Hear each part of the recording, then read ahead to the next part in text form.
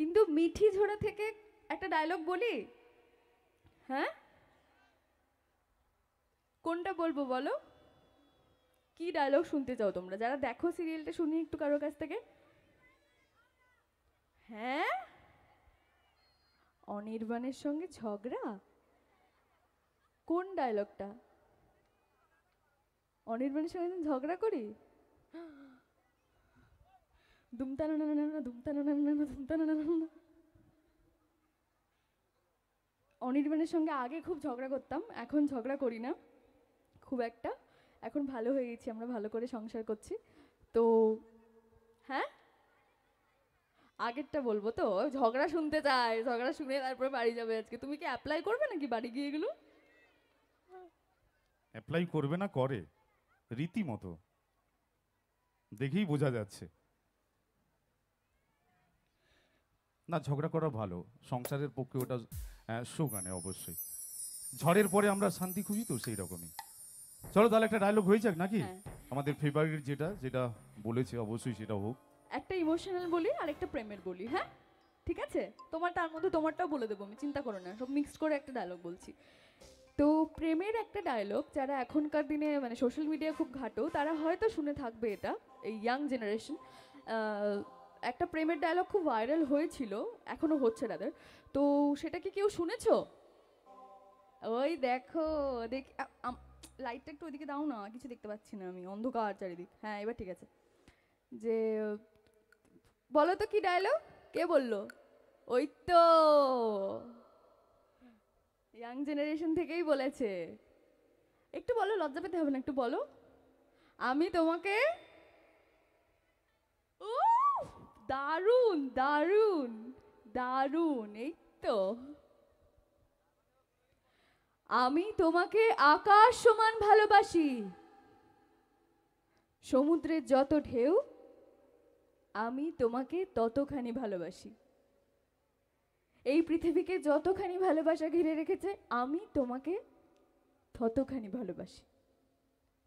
ঘড়ির কাঁটার ঘন্টা, মিনিট, সেকেন্ড, মাইক্রোসেকেন্ড যতবার টিকটিক করে আমি তোমাকে ততখানি ভালোবাসি। আমাদের ভালোবাসা চিরন্তন, 7 জন্মের পরেও যদি কিছু থাকে সেই জন্মেও আমি তোমাকেই চাইবো, তোমারই থাকবো। Thank you.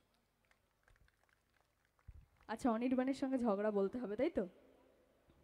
বলবোই আমি, তুমি বলেছো মানে আমি বলবোই। আর তো কেউ কিছু বলছে না, তুমি বলেছো মানে নিশ্চয়ই আমি বলবো। সেটা হচ্ছে আমাকে তার মধ্যে, তার আগে একটু কয়েকটা প্রশ্ন নিয়ে নিই। আমাকে কোনো প্রশ্ন করার নেই? রাইকে কোনো প্রশ্ন করার নেই?